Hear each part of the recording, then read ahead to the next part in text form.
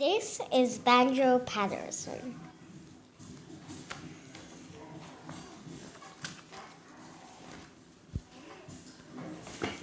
In the middle of the Australian bush, to the sound of bleating sheep, a boy called Andrew Barton Paterson was born. His parents nicknamed him Barty. I'm reading a school book. Young Barty loved his bush boyhood. He went hunting and fishing and writing. Hey, Barty liked to help out on the family farm. He liked sheep, but he absolutely loved horses, especially the one named Banjo.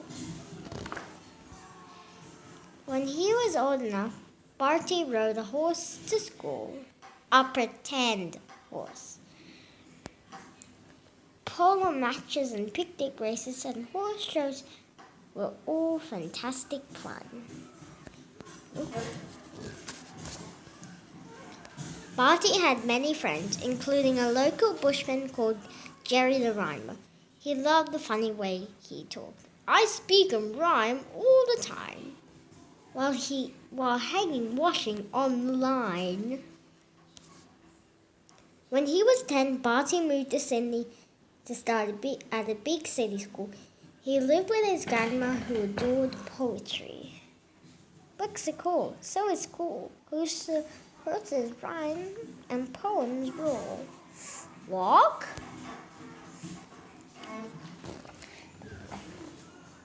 There's no doubt, I am out. Barty really loved to rhyme. Keep the pace will win the race. But he was also a fine sportsman.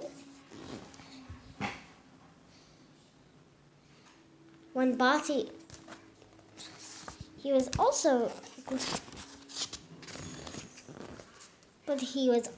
a fine sportsman. When Barty left school, he worked in a quiet little office. When no one was looking, he'd write poems about riding the wind. Barty's quiet life changed. He sent a poem to a big newspaper. He wrote under a super secret name, the Banjo. And so Banjo he became. We love it. We want more. Editor. Banjo wrote lots and lots of stories. He wrote a book of poems and it sold out in weeks. A man who rides the Great Divide takes the mountains in his stride. Everyone wanted to know who this mysterious rhyming banjo was. When his real name was revealed, he became a superstar. Superstar, not superhero. I love this tune. It makes me swoon. Banjo often returned to the bush. On one trip to Queensland, a girl named Christina played an old Scottish song on an auto harp.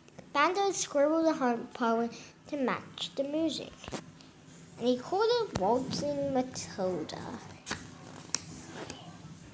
Waltzing Matilda was sung for the Premier of Queensland. He loved it.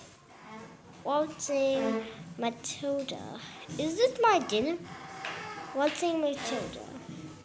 Banjo, the rhyming superstar, soon left this quiet little office behind, sent overseas to write stories about war in South Africa.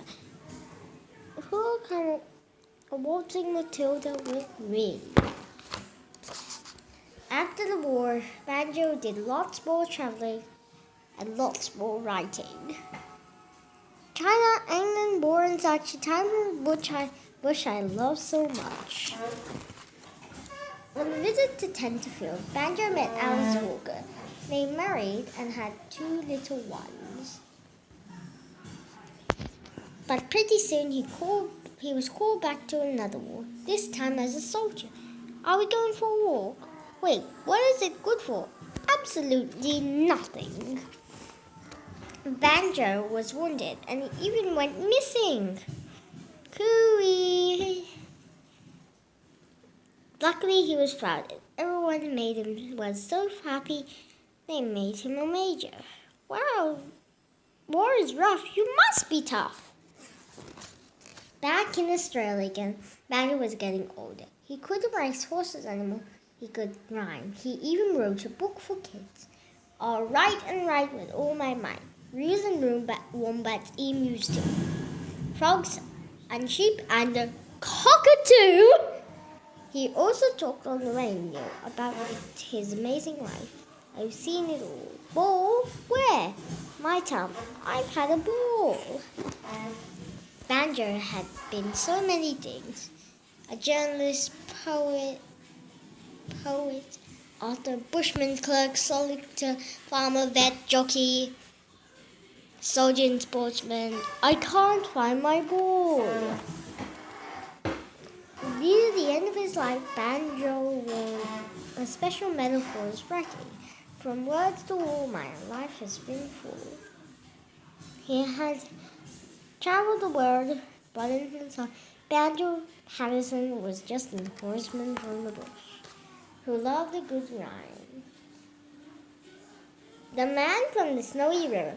He sent the flintstones flying, but the colt slowly kept his feet. He cleared the fallen timber in his stride, and the man from the snowy river never slipped it in the sea. It was glad to see that mountain horseman ride through the stringy barks, saplings on the rough and broken down ground. Down the hillside at a racing pace he went, and he never drew the bridle till they landed safe and sound at the bottom of that terrible descent. Banjo Paterson. The snowy river tires.